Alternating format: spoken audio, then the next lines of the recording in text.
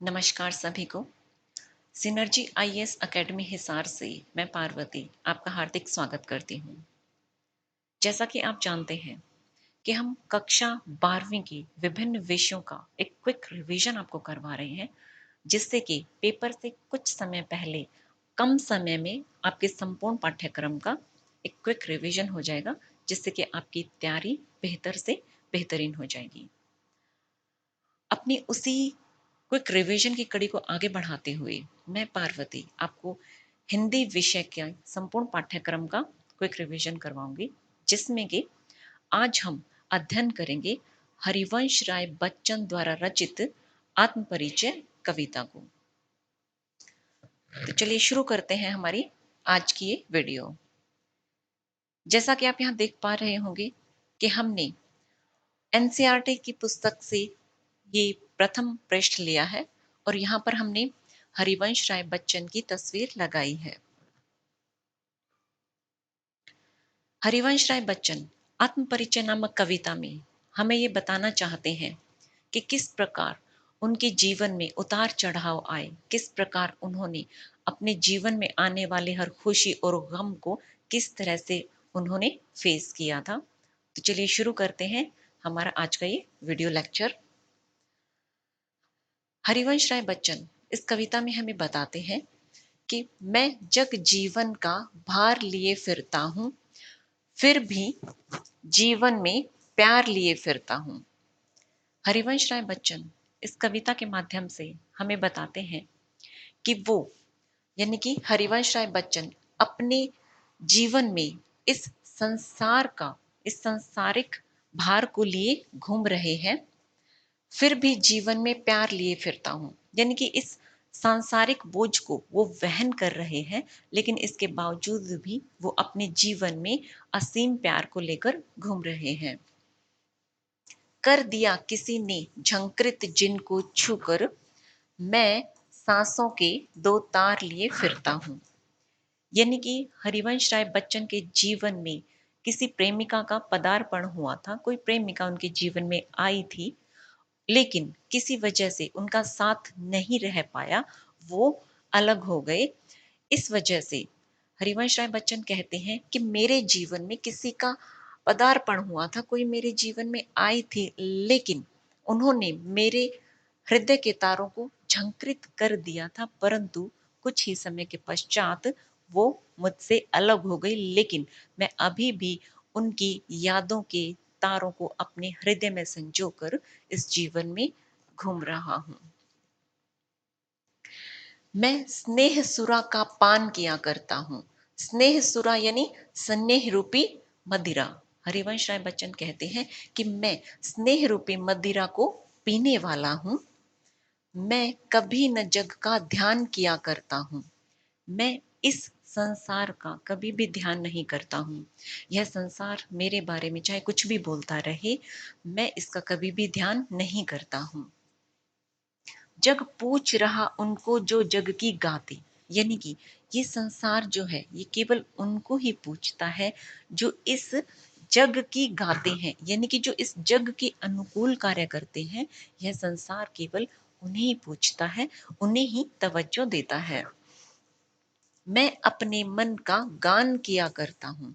मैं तो केवल अपने ही मन का गान किया करता हूँ, यानी कि कवि का कहने का अभिप्राय यह है कि मैं तो केवल अपने ही मन की मौज में, अपने ही मन की मस्ती में मस्त रहता हूँ। मुझे इस जग से कोई लेना देना नहीं है। आगे कवि कहते हैं कि मैं निज उर के उद्गार लिए फिरता हूँ। मैं निज के उद्गार यानी कि मैं अपने हृदय के भाव लिए फिरता हूँ, यानी कि मैं अपने ही हृदय के सुख दुख के भाव लिए घूम रहा हूँ, विचरण कर रहा हूँ। मैं निज उर के उपहार लिए फिरता हूँ। मैंने अपने उर यानी कि हृदय, मैंने अपने हृदय में विभिन्न भाव रूपी उपहारों को संजो रखा है और उन्हें ही वहन करते हुए, उन्हें ही अपने साथ रखते हुए मैं इस जग में विचरण कर रहा हूँ। है यह अपूर्ण संसार न मुझको भाता। हरिवंश राय बच्चन को यह संसार जो है वो प्रेम के बिना, प्यार के बिना अपूर्ण प्रतीत होता है। इसीलिए वो कहते हैं कि है यह अपूर्ण संसार न मुझको भाता, कि प्रेम के अभाव में यह अपूर्ण संसार मुझे भाता नहीं है, यानी मुझे अच्छा नहीं लगता है। मैं स्वप्नों का संसार लिए फिरता हूँ। मैं तो केवल अपने ही स्वप्नों का संसार लिए इस जग में घूम रहा हूँ, इस जग में विचरण कर रहा हूँ। आगे हरिवंश राय बच्चन हमें बताते हुए कहते हैं कि मैं जला हृदय में अग्नि दहा करता हूँ, यानी कि मैं अपने हृदय में अग्नि रूपी जलन को जलाकर घूमता रहता हूँ। सुख दुख दोनों में मगन रहा करता हूँ। ऐसी परिस्थिति में चाहे सुख आए चाहे दुख आए, मैं उन दोनों ही परिस्थितियों में मग्न रहता हूँ, यानी कि मैं सुख और दुख में कभी भी विचलित नहीं होता, मैं तटस्थ रहता हूँ। जग भव सागर तरने को नाव बनाए, मैं भव मौजों पर मस्त बहा करता हूँ, यानी कि यह संसार भव सागर, यानी कि इस संसार रूपी सागर से पार जाने के लिए चाहे किसी भी तरह की नाव बनाए, मैं भव मौजों पर मस्त बहा करता हूँ। मैं तो इन संसार रूपी लहरों पर मस्त बहता रहता हूँ, मैं इस संसार की परवाह नहीं करता। आगे कवि हमें समझाते हुए कहते हैं कि मैं यौवन का उन्माद लिए फिरता हूँ, यानी कि हरिवंश राय बच्चन कहते हैं कि मैं यौवन यानी कि अपनी जवानी का उन्माद यानी कि खुशी जोश उत्साह लिए घूम रहा हूँ। उन्मादों में अवसाद लिए फिरता हूँ, यानी कि मेरे उन उन्मादों में यानी कि वो जो जोश जो भावनाएं मेरे मन में है उनमें अवसाद लिए फिरता हूँ, यानी कि उनमें भी मैं दुख लिए हुए घूम रहा हूँ।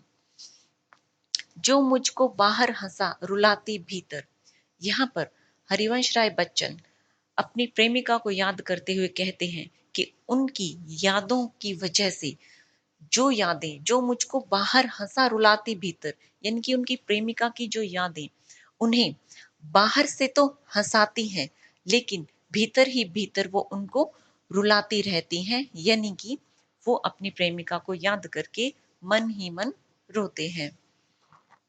मैं हाय किसी की याद लिए फिरता हूँ। हरिवंश राय बच्चन कहते हैं कि हाय मेरे मन में किसी की यादें हैं और मैं उन यादों को लेकर इस जग जीवन में घूम रहा हूँ, विचरण कर रहा हूँ। कर यतन मिटे सब सत्य किसी ने जाना, यहाँ पर कवि हमें ये बताते हुए कहते हैं कि इस संसार में इस भौतिक जीवन में कर यतन मिटे सब सत्य किसी ने जाना, यानी कि उस परम सत्य ब्रह्म ईश्वर को जानने के लिए उस परम सत्य को जानने के लिए बहुत लोगों ने यतन किए लेकिन वो मिट गए, वो उसको जान नहीं पाए। सत्य किसी ने जाना यानी कि सत्य को कोई भी जान नहीं पाया। नादान वही है हाय जहां पर दाना, नादान यानी कि मूर्ख लोग और दाना यानी कि समझदार लोग, यानी कि हरिवंश राय बच्चन हमें ये बताते हुए कहते हैं कि नादान वही है हाय जहां पर दाना, यानी कि इस संसार में नादान लोग भी रहते हैं और समझदार लोग भी यहीं पर ही रहते हैं, यानी कि इस संसार में समझदार लोग भी रहते हैं और जो मूर्ख हैं जो ना समझ लोग हैं वो भी यहाँ पर रहते हैं, लेकिन बहुत लोगों ने यत्न किए परंतु उस परम ब्रह्म ईश्वर के सत्य को कोई भी जान नहीं पाया है। फिर मूढ़ न क्या जग जो इस पर भी सीखे, ऐसे लोग होते हुए भी यह संसार बहुत मूढ़ है, मूढ़ यानी कि मूर्ख, कि ये संसार बहुत मूर्ख है कि इतना सब होते हुए भी वो कुछ भी सीखने के लिए ललायत नहीं है, वो कुछ भी सीखना नहीं चाहते हैं। मैं सीख रहा हूँ सीखा ज्ञान भुलाना, और मैं इस सांसारिक जो ज्ञान है इसको मैं सीख चुका हूँ कि किस तरह से लोग स्वार्थी हो गए हैं। इस स्वार्थी संसार के ज्ञान को सीख कर भी मैं इस ज्ञान को भुला देना चाहता हूँ, क्योंकि मेरा स्वार्थ से दूर दूर तक कोई नाता नहीं है। आगे कवि हमें बताते हुए कहते हैं कि मैं और जग और कहाँ का नाता, यानी कि यहाँ पर कवि अपने और इस संसार के स्वभाव के बारे में हमें बताते हुए कहते हैं कि मेरा स्वभाव कुछ और है, और जग और संसार का स्वभाव कुछ और है, यानी कि मेरा स्वभाव और संसार का जो स्वभाव है वो आपस में मैच नहीं करता है, वो मिलता नहीं है। मेरा स्वभाव कुछ और है और इस संसार का स्वभाव कुछ और है। कहाँ का नाता, तो इनसे मेरा क्या नाता हो सकता है। मैं बना बना कितने जग रोज मिटाता, मैं इस प्रकार के स्वार्थी संसार को बना बना कर, न जाने कितनी बार ऐसे संसार को बना बना कर मैं रोज ऐसे जग को मिटा देता हूं, यानी कि इस प्रकार के स्वार्थी संसार से मेरा कोई नाता नहीं है। इस प्रकार के स्वार्थी संसार को मैं रोज बनाता हूं और रोज मिटा देता हूं। जग जिस पृथ्वी पर जोड़ा करता वैभव, यानी कि यह जो संसार है, ये इस पृथ्वी पर जितना भी धन वैभव जोड़ता जाता है, मैं प्रतिपग से उस पृथ्वी को ठुकराता, मैं उस स्वार्थी धन वैभव ऐश्वर्य को हर पल अपने पैरों से ठुकराता जाता हूं। यानी कि इस संसार के लोग बहुत स्वार्थी होकर दिन रात धन वैभव को जोड़ते हुए जाते हैं, लेकिन मैं स्वार्थ से दूर दूर तक कोई ताल्लुक नहीं रखता। इसीलिए मैं ऐसे स्वार्थी संसार को, ऐसे स्वार्थी जग को प्रतिपल अपने पैरों से ठुकराता हूं, उसे स्वीकार नहीं करता हूं। मैं निज रोदन में राग लिए फिरता हूं। यहां पर हरिवंश राय बच्चन कहते हैं कि उनके जीवन में बहुत दुख थे, इस वजह से वो हर पल अपने मन में रोदन का भाव जागृत उनके रहता था, यानी कि वो हर पल रोते रहते थे। उनके मन में अपनी प्रेमिका को लेकर, अपने जीवन के दुखों को लेकर रोदन का भाव जागृत होता था। मैं निज रोदन में राग लिए फिरता हूँ, यानी कि मैं दुखी जरूर हूं, लेकिन मेरे उस रोदन में भी मैं कोई राग लिए फिरता हूं, यानी कि उस रोने में भी मेरे किसी तरह का राग छुपा हुआ है। शीतल वाणी में आग लिए फिरता हूं, मेरी वाणी तो शीतल है, लेकिन उस शीतल वाणी के माध्यम से भी मैं अपने स्वरों में आग लिए फिरता हूं, यानी कि वाणी तो मेरी शीतल है, शब्द मेरे शीतल हैं, लेकिन मेरी उस शीतल वाणी के माध्यम से मैं इस संसार के प्रति अपना क्रोध व्यक्त करता हूं। हो जिस पर भूपों के प्रसाद निछावर, मैं वह खंडहर का भाग लिए फिरता हूं, यानी कि जिस पर भूपों यानी कि राजाओं के प्रसाद यानी कि महल, कि जिस पर राजाओं के महल भी निछावर हो जाते हैं, मैं वह खंडहर का भाग लिए फिरता हूं।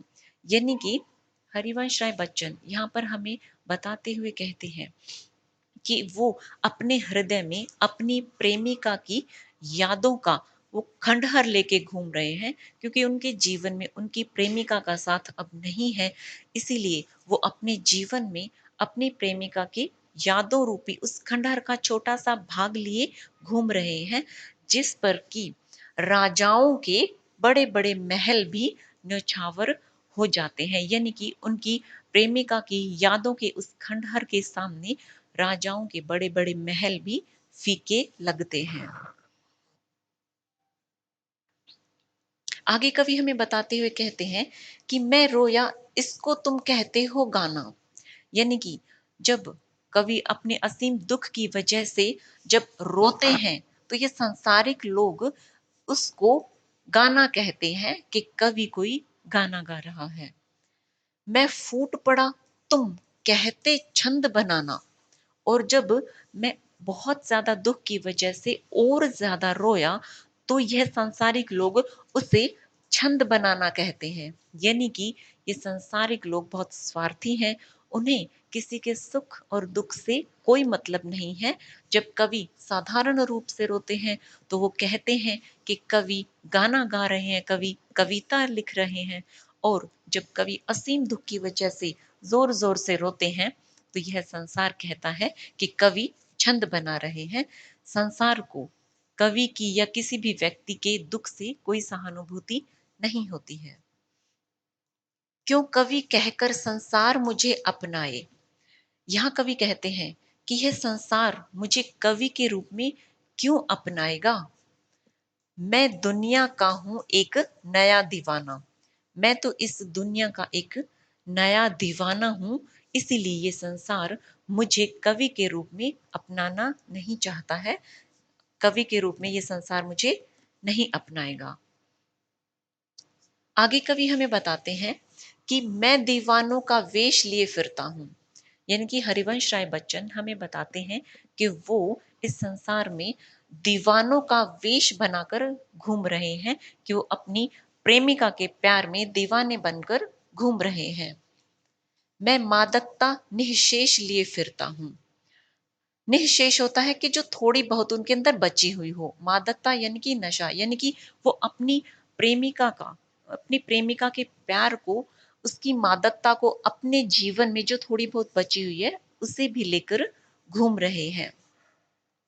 जिसको सुनकर जग झूम झुके लहराए, मैं मस्ती का संदेश लिए फिरता हूं। यानी कि मैं इस संसार में मस्ती के उस संदेश को लिए घूम रहा हूं, मस्ती के उस संदेश को लेकर विचरण कर रहा हूं, जिसको सुनकर ये पूरा संसार झूमने लगेगा, खुशी के मारे झुकेगा और लहराने लगेगा। अभी हम आत्म परिचय कविता के कुछ प्रश्न कर लेते हैं जो कि पेपर की दृष्टि से बहुत महत्वपूर्ण रहने वाले हैं। पहला प्रश्न है कि जग जीवन का भार लिए फिरने का आशय स्पष्ट कीजिए। यानी कि जब कवि ये कहते हैं कि मैं जग जीवन का भार लिए फिरता हूं, तो यानी कि जग जीवन का भार लिए फिरने का आशय क्या है, उसका अभिप्राय क्या है। चिंतनशील व्यक्ति अपने तक ही सीमित नहीं रहता, कवि तो स्वतंत्र चेतना का व्यक्ति होता है। यानी कि जो चिंतनशील व्यक्ति है, जो ज्यादा सोच विचार करने वाले व्यक्ति होते हैं, वो केवल अपने आप तक ही सीमित नहीं रहते हैं। इसी तरह से कवि जो है वो भी स्वतंत्र चेतना का व्यक्ति होता है, यानी कि वो स्वतंत्र रूप से सोचता है। वह संसार की सोचता है। संसार में अभाव है, पीड़ा है, छल कपट है, नित्य नूतन समस्याएं हैं। कविगण उनके कारण एवं उनके निदान के विषय में चिंतन करते रहते हैं। यानी कि ये जो संसार है इसमें बहुत सी चिंताएं हैं, छल कपट है, और कवि जो है वो इन सभी कारणों के विषय में सोच विचार करते हैं और उनके निदान यानी कि उनसे बाहर निकलने का हमें रास्ता भी दिखाते हैं। सब समस्याओं का समाधान प्रस्तुत करना तो उनके वश की बात नहीं है, लेकिन वे अपने साहित्य में कोई महत्वपूर्ण समस्या उठाते हैं और फिर उसके निराकरण के लिए संसार को एक रास्ता भी दिखाते हैं।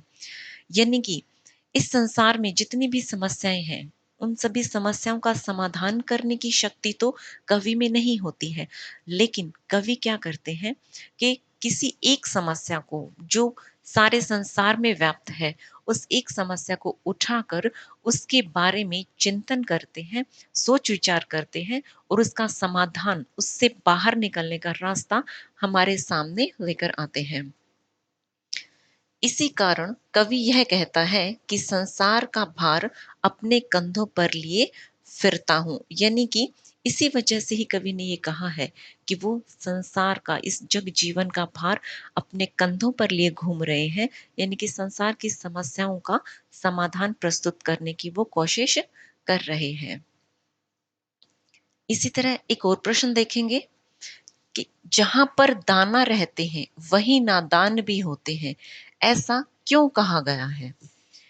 यानी कि कविता में हमारे आया है कि जहां पर दाना है, दाना यानी कि विद्वान लोग, समझदार लोग, और नादान यानी कि मूर्ख लोग, कि जहाँ पर दाना यानी समझदार लोग रहते हैं वहीं पर मूर्ख लोग भी रहते हैं। कविता में ऐसा क्यों कहा गया है? इसका उत्तर हम देखेंगे कि जहाँ पर दाना रहते हैं वहीं पर नादान भी होते हैं। जहाँ अक्लमंद या समझदार रहते हैं वहीं पर ही नासमझ या मूर्ख लोग भी होते हैं। ऐसा इसीलिए कहा गया है कि यह नश्वर संसार रंगीन है, जिसमें भांति भांति के प्राणी, जीव जंतु और पदार्थ पाए जाते हैं।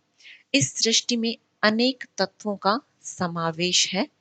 यहाँ की प्रकृति भी विभिन्न रूप यहाँ की प्रकृति के भी विभिन्न रूप हैं। यानी कि यहाँ पर कवि हमें ये बताना चाहते हैं कि ये जो संसार है ये बहुत ही नासमझ है, लेकिन यहाँ पर समझदार लोग भी रहते हैं।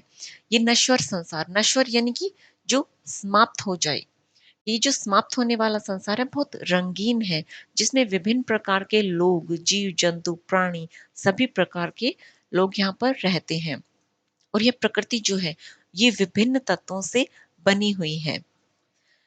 अतः इस जहां से सुख दुख, नर नारी, स्थूल सूक्ष्म, अच्छा बुरा, मूर्ख विद्वान आदि सभी का अनूठा संगम है।